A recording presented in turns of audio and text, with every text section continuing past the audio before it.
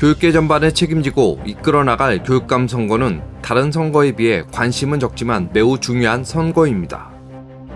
NTD 코리아는 2022년 6월 1일 치러질 지방선거를 앞두고 서울시 교육감 예비 후보들의 인터뷰를 진행하고 있습니다.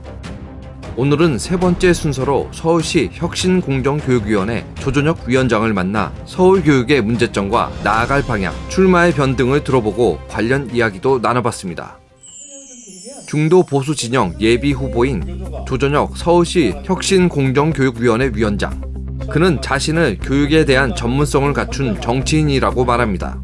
선거를 통해 선출되는 모든 사람은 정치인일 수밖에 없다는 겁니다. 선거는 정치의 핵심이고 중심입니다. 그러니까 정치를 갖다 모르는 사람이 그러면 선거를 갖다 해야 된다? 그러면은 그거는 기본적으로 앞뒤가 안 맞는 말이에요. 예. 차라리 선거제도를 갖다 없애는 게 맞죠. 저는 평소에 사실 교육감 선거는 없애야 된다고 항상 주장해온 사람입니다. 기본적으로 우리보다 자유민주주의 체제를 갖다 오래 하고, 그리고 지방자치제도를 갖다 오래 운영한 나라들 보면은 시도지사가 교육감하고 치안 책임자인 경찰청장을 임명해요. 거의 대부분이 그렇습니다. 그런데 우리는 지금 선거를 갖다 하게 돼 있어요. 선거를 갖다 한다는 이야기는 뭔가 하면 그 사람이 정치인이라는 이야기입니다. 정치적 감각이나 정치적 센스 없이는 선거 자체가 치를 수가 없는 거예요. 조 예비 후보는 18대 국회에서 4년 동안 교육과학기술위원회 위원으로 활동하며 전국 교직원 노동조합, 전교조 소속 조합원 명단을 언론에 공개해 대한민국을 떠들썩하게 했던 인물입니다. 전교조 명단 공개 사건은 교육과학기술부가 2008년 학교정보 공시제에 공시 항목에 교원단체와 교원노조 가입 교사 수를 포함시키기로 결정하면서 조 예비 후보가 교원노조 가입 교사 현황 자료를 요청하면서 촉발됐습니다. 이 사건으로 조 예비 후보는 전교조에게 16억 원을 배상했습니다. 후회하지 않느냐는 질문에 조 예비 후보는 전교조도 학부모의 위임을 받아 학생을 가르치기 때문에 누가 요구하기 전에 스스로 명단을 공개하는 것이 마땅하다고 일축했습니다. 제가 가진 헌법적 양심에 따르면 저는 정당한 일을 했다라고 생각합니다. 왜 그런가 하면 이런 겁니다. 학부모는 우리가 흔히 교육의 수요자라고 생각을 하잖아요. 그런데 따지고 보면은 교육의 수요자뿐만 아니라 애들 갖다 낳고 이분들이 이제 세금을 갖다 내서 학교 시스템을 갖다 만들고 교사를 갖다 고용하게 해가지고 아이들 갖다 교육시키게 만드는 거예요. 그렇다고 보면은 기업의 입장에서 보면은 대주주죠, 대주주. 그러면은 교육의 수요자일 뿐만 아니라 권원적 공급자예요. 교육의 주권은 오롯이 학부모한테 있다고 생각을 합니다. 자, 그러면은 내 아이들 가르치는 교사가 도대체 어느 단체에 소속을 갖다 해 있는지 그거 알고 싶어 하지 않을까요? 그러니까 특히나 뭐 그런 교사들이 그냥 자기네들 그냥 그 노조 본래의 활동만 하면 모르겠는데 거기서 애들한테 정교조 커리큘럼으로 교육을 갖다 합니다. 예. 그럼 법적으로 금지된 거예요. 근데 처벌 조항이 없기 때문에 지 마음대로 마구 하고 있는 거예요. 그러면은 학부모의 알 권리가 훨씬 더 중요하지 않습니까? 제가 이제 그걸 갖다 이제 공개를 갖다 하니까 교사들이 손해배상 청구를 갖다 했는데 그 이유가 뭔가 하면 정부의 자기결정권을 제가 침해했다는 거예요. 그래서 1인당 10만 원씩 해가지고 뭐 8천 몇백 명이 했으니까 8억 몇천만이죠. 근데 그게 뭐 내가 못 갖고 있으니까 법정 이자가 막 20%씩 불어가지고 제가 결국 16억을 갖다 배상을 갖다 해줬는데 저는 뭐 원래 뭐 돌직구에서 뭐 그런 거 가지고 후회를 갖다 하지 않고요. 조 예비 후보는 고려대학교 경제학과를 졸업하고 미국 위스콘신 대학교에서 경제학 박사 학위를 받은 경제 전문가입니다.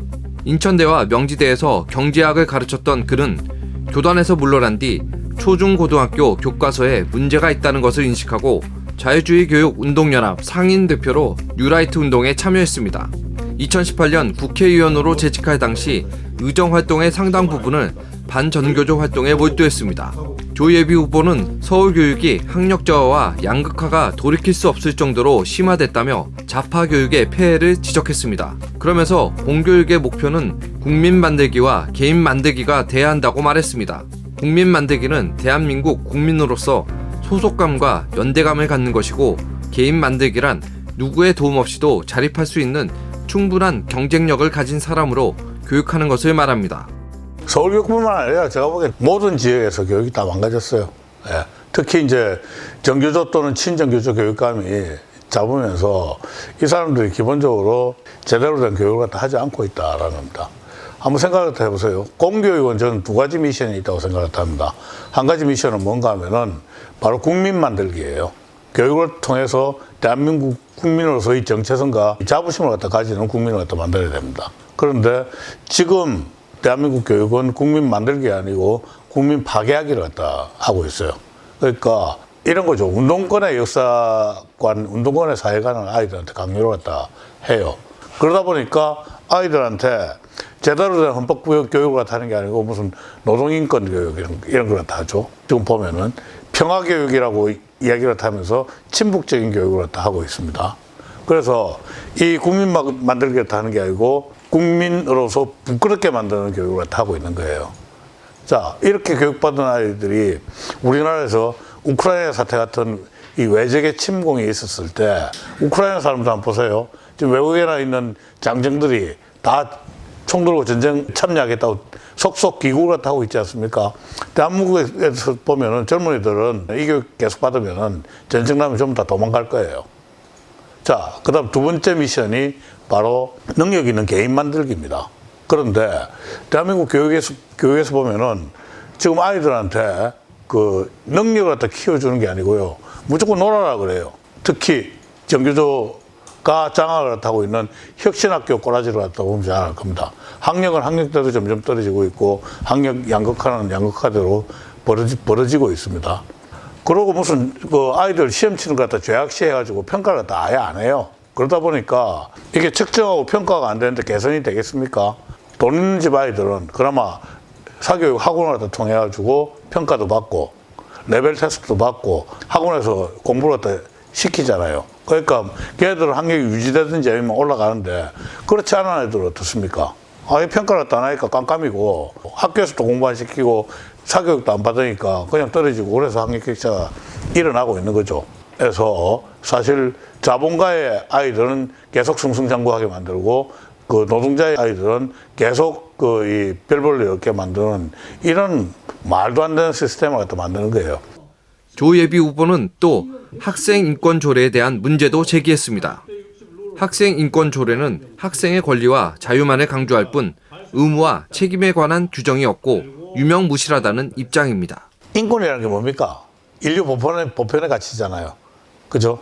그 인류 보편의 가치를 갖다 담고 있는 것이 우리 헌법입니다. 굳이 강조를 갖다 안 해도 헌법 교육하면 되는 거예요. 자, 그런데 이 인권조례의 가장 큰 문제가 뭔가 하면 학생들한테는 권리 주장만 하게 돼 있고요. 그 뒤치다거리 책임들은 학교, 교사, 뭐 이런 그 교육기관들이 다 지게 돼 있어요. 굉장히 어떻게 보면은 그 이 균형이 없는 겁니다. 그래서 우리보다 지방자치, 교육자치를 갖다 오래 한 나라들을 보면은 이 학생 인권 조례로 되어 있는 게 아니고요. 학생 권리 의무 장전으로 되어 있습니다.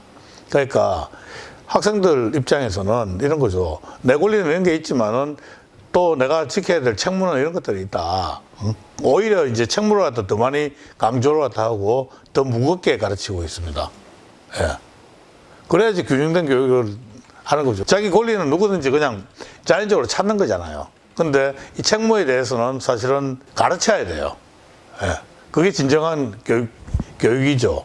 그렇게 따지면은 이게 학생인권조례는 결코 교육적인 조례가 아니다라는 겁니다. 학생인권조례 폐지해야 돼요.